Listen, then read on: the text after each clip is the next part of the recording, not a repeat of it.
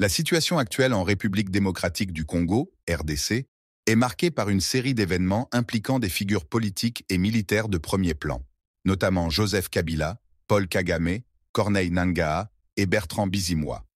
Joseph Kabila, ancien président de la RDC, a été accusé par l'Union pour la démocratie et le progrès social, UDPS, le parti au pouvoir, d'être impliqué dans l'agression menée par le Rwanda sous couvert du M23 Augustin Kabuya, secrétaire général de l'UDPS, a affirmé que Kabila aurait quitté le pays clandestinement et serait derrière cette guerre, utilisant Corneille Nangaa comme façade pour dissimuler son implication. Corneille Nangaa, ancien président de la Commission électorale nationale indépendante, CENI, est passé de l'organisation des élections à la tête d'une insurrection visant à renverser le président actuel, Félix Tshisekedi.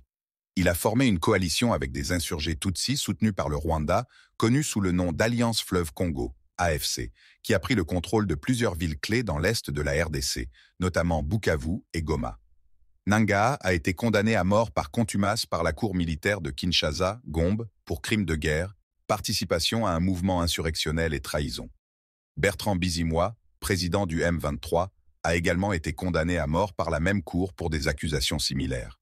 Le M23, soutenu par le Rwanda, a intensifié ses offensives dans l'est de la RDC, contrôlant des zones riches en minerais et exacerbant la crise humanitaire dans la région.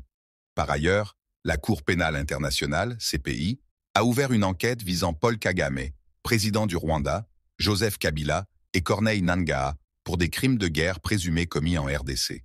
Cette enquête fait suite à des plaintes accusant ces dirigeants de crimes contre l'humanité et de crimes de guerre dans l'est de la RDC. En réponse aux sanctions américaines contre le général James Kabarebe, accusé de soutenir le M23, le gouvernement rwandais a exprimé sa solidarité avec lui, qualifiant ces sanctions d'injustifiées et infondées. Enfin, les présidents de la RDC et du Rwanda se sont rencontrés au Qatar pour discuter de l'insurrection dans l'est de la RDC. Cette rencontre, la première depuis que le M23 a pris le contrôle de deux villes majeures, a abouti à un engagement en faveur d'un cessez-le-feu immédiat et inconditionnel, bien que les détails de sa mise en œuvre restent flous.